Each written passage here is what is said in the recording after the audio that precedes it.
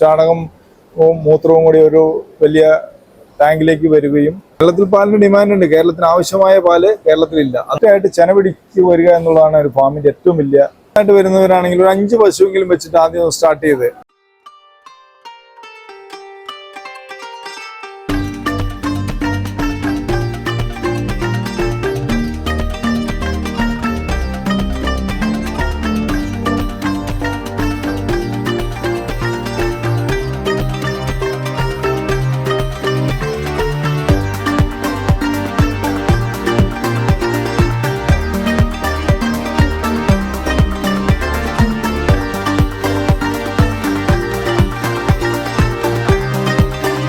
എല്ലാവരും എടുക്കണമാണെന്നാണ് എൻ്റെ അഭിപ്രായം.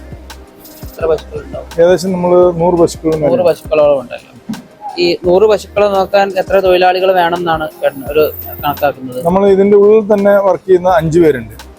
അതുകൂടാതെ ഒരു 3 പേര് എപ്പോഴും പുല്ല് കട്ട് ചെയ്യുന്ന വേറെ രീതിയിൽ വേറെ ആൾക്കാരാണ്. അവർ അതിനെ പുല്ല് കട്ട് ചെയ്ത് ഇവിടെ വണ്ടിയിൽ കൊണ്ടെത്തിയിരിക്കുന്നത്. ചാണകം മൂത്രവും കൂടി ഒരു വലിയ ടാങ്കിലേക്ക് വരികയും അതിൽ ചാണകം കൊണ്ട് ഡംപ് ചെയ്യുകയും ആ ചാണകം ഒരു മിക്സാക്കിയ ശേഷം നേരെ ഒരു ചാണകം ഉണക്കുന്ന ഒരു മെഷീനിലേക്ക് കയറ്റി വിടുകയും അവിടെ നിന്നാണ് ചാണകം UV ഷീറ്റിൻ്റെ ഉള്ളിലിട്ടാണ് ചാണകം ഉണക്കിയെടുക്കുന്നത്. മൂത്രം അതുപോലെ തന്നെ അതിൻ്റെ അകത്ത് വരുന്ന സ്ലറി നമ്മൾ ശേഖരിച്ചിട്ട് അത് ടാങ്കറിൽ കൊണ്ടുപോയി ഉൾകൃഷിക്കും അടിക്കുന്നുണ്ട്. അതുപോലെ കൃഷി സ്ഥലങ്ങളിലും തളിക്കുന്നുണ്ട്. ഞാൻ ഏകദേശം 2008 തൊട്ട് കുറേശ്ശെ വീട്ടിലുണ്ടായിരുന്ന പശു അതിനെ ഞാൻ ഇങ്ങോട്ട് മാറ്റി അതിനെ ഇങ്ങോട്ട് കൊണ്ടുവന്ന് കുറേശ്ശെ കൂട്ടിക്കൊണ്ടുവന്നാണ്. നമ്മുടെ നാട്ടിൽ ഇത് നല്ലൊരു കാർഷിക വൃത്തി ചെയ്യുന്ന നമ്മളതിനോട് താല്പര്യമുള്ളതുകൊണ്ട് അത് നല്ല രീതിയിൽ കൊണ്ടുപോകണം എന്നുള്ള ആഗ്രഹത്തിലും പിന്നെ ജനങ്ങൾക്ക് എല്ലാവർക്കും നല്ല പാല് കൊടുക്കണം അതുകൊണ്ടാണ് ആ രീതിയിൽ കൊണ്ടുവരാനുള്ള കാരണം. ഗുണനിലവാരമുള്ള തീറ്റ ഉൾപ്പെടുത്തിയാലേ പാലിനും അതുപോലെ തന്നെ ഗുണനിലവാരം ഉണ്ടാവുള്ളൂ എന്ന് തോന്നുന്നുണ്ടോ? അതെ, തീർച്ചയായും. നമ്മൾ ആ രീതിയിലാണ് അതിന് പുല്ല് നമ്മൾ അതുകൊണ്ടാണ് ഈ TMR രീതിയിലുള്ള ഭക്ഷണം നമുക്ക് അവർക്ക് കൊടുക്കുന്നത്. കാരണം എന്താ വെച്ചാൽ നല്ല പുല്ല് മാത്രം കൊടുക്കുന്നത്. ഞാൻ ഇതിൻ്റെ 2 ദിവസം മുമ്പ് അനുഭവിച്ചൊരു ബുദ്ധിമുട്ടാണിത്. കുറച്ച് മൂപ്പുള്ള പുല്ല് കൊടുക്കുമ്പോൾ തന്നെ പെട്ടെന്ന് പാല് ഡൗൺ ആവുകയും നമുക്കത് നഷ്ടത്തിലേക്ക് പോവുകയും ചെയ്യും.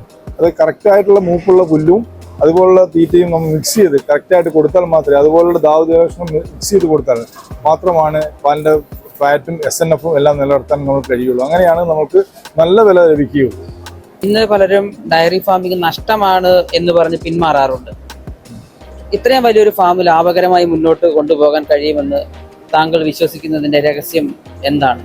നമ്മളുടെ തൊഴിലാളികളോടുള്ള നമ്മളോടുള്ള ആത്മാർത്ഥതയും നമ്മളതിനോടുള്ള നമ്മളുടെ ആത്മാർത്ഥതയാണ് ഏറ്റവും വലുത്. നമ്മൾ ഏത് സമയം എവിടെ നമ്മളുടെ കണ്ണ് തെറ്റി വന്നാലും അവിടെ നമുക്ക് തെറ്റുപറ്റും. നമ്മളതുകൊണ്ട് നമ്മൾ കറക്റ്റായിട്ട് എപ്പോഴും നമ്മളുടെ ഒരു മേൽനോട്ടം എല്ലാത്തിലും ഉണ്ടായിരിക്കണം. തീറ്റ കൊടുക്കുന്നതിലായാലും കറവ രീതിയിലായാലും കുത്തിവയ്പ്പിൻ്റെ രീതിയിലായാലും കുത്തിവയ്പ്പ് തന്നെ കറക്റ്റായിട്ട് ചെനപിടിക്ക് വരിക എന്നുള്ളതാണ് ഒരു ഫാമിൻ്റെ ഏറ്റവും വലിയ ലാഭത്തിലേക്ക് പോകുന്നത്. ആ രീതിയിൽ നമ്മൾ കുത്തിവയ്പ്പ് എടുത്ത് കറക്റ്റായിട്ട് പോയാൽ മാത്രമാണ്. അതുപോലെ തന്നെയാണ് രോഗം വരാതിരിക്കുന്നതാണ്.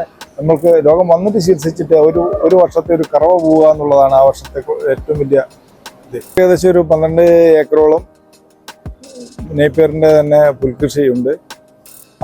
നമുക്ക് ആവശ്യത്തിനുള്ള പുല്ലുണ്ട്. ആവശ്യത്തിനുള്ള പുല്ല് നമുക്ക് ഉള്ളതുകൊണ്ട് അത് അന്നത്തേക്കുള്ള പുല്ല് അന്നന്ന് തന്നെ കട്ട് ചെയ്യുന്നൊരു സംവിധാനമാണ് ഉള്ളത്. പുല്ലെല്ലാം മെഷീനിൽ കട്ട് ചെയ്താണ് കൊടുക്കുന്നത്. അതുപോലെ തന്നെ നല്ല രീതിയിലുള്ള കാലിത്തീറ്റ ആവശ്യത്തിനുള്ള തീറ്റ 2 നേരമായിട്ടാണ് കൊടുക്കുക. പുല്ലെല്ലാം അരിഞ്ഞ് നമ്മൾ ഇപ്പോൾ കൊടുക്കുന്നത് കാലിത്തീറ്റയും പുല്ലും എല്ലാം കൂടി മിക്സ് ചെയ്ത് ഒരു TMR മിക്സ് എന്നുള്ള രീതിയിലാണ് ഇപ്പോൾ കൊടുക്കുന്നത്. നമുക്ക് കുറച്ചായിട്ട് പിന്നെ ചർമ്മമുഴ വന്നിട്ടുണ്ട്. നമ്മൾ അപ്പം തന്നെയാണെങ്കിലും അതിന് ട്രീറ്റ്മെൻറ്റ് കൊടുത്തിട്ടുണ്ട്. അതേപോലെ കറക്റ്റായിട്ട് പ്രതിരോധ മരുന്നുകൾ കുത്തിവെക്കാറുണ്ട്. 6 മാസം കൂടുമ്പോൾ തന്നെ ചർമ്മരോഗത്തിനും അതുപോലെ കുളമ്പ് രോഗത്തിനും കറക്റ്റായിട്ട് വാക്സിനേഷൻ കൊടുക്കുന്നു. ഡോക്ടർമാർ വന്ന് അതിനെ പരിശോധിച്ച് നമുക്ക് നിയമനിർദ്ദേശം തരുന്നതനുസരിച്ച് നമ്മളെല്ലാ പശുക്കൾക്കും തന്നെ വാക്സിനേഷൻ കൊടുക്കുന്നുണ്ട്. പൂർണ്ണ ഗർഭിണി അല്ലാത്ത എല്ലാ പശുക്കൾക്കും വാക്സിനേഷൻ കൊടുക്കാറുണ്ട്. ശാസ്ത്രീയമായ രീതിയിൽ എങ്ങനെയാണ് നമ്മളത് 2ാമത്തെ ഹീറ്റോട് കൂടി തന്നെ ഏകദേശം കുത്തിവെക്കും. 1 പ്രാവശ്യം അല്ല 2 പ്രാവശ്യം കുത്തിവെച്ചിട്ട് ചെന പിടിച്ചില്ലെങ്കിൽ അടുത്ത് തന്നെ നമ്മൾ ഡോക്ടറെ സമീപിക്കുന്നതാണ്. ആ രീതിയിലുകൊണ്ട് നമുക്ക് ദോഷമില്ല.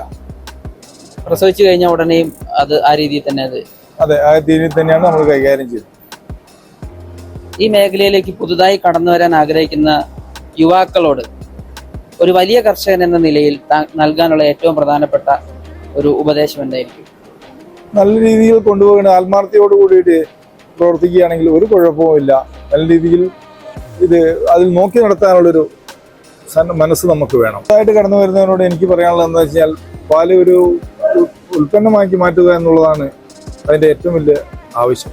അത് നല്ല രീതിയിലുള്ള പനീറായാലും മറ്റുള്ള തൈരുകളായാലും ഇങ്ങനെയുള്ള രീതിയിൽ മാറ്റി നമ്മുടെ കേരളത്തിന് ആവശ്യമായ പാലുകൾ ഒക്കെ ഇപ്പോൾ ഒരു ഇതുമില്ലാതെ അന്യ സംസ്ഥാനങ്ങളിൽ നിന്ന് നമുക്ക് എത്തിച്ചേരുന്നതാണ്. കേരളത്തിലേക്ക് പ്രത്യേകിച്ച് എത്തിച്ചേരുന്നതാണ്. കേരളത്തിൽ ശരിക്കും ഇപ്പോഴും പാലിന്റെ ഒരു ഡിമാൻഡ് ഉണ്ടെന്നാണ് പറഞ്ഞത്.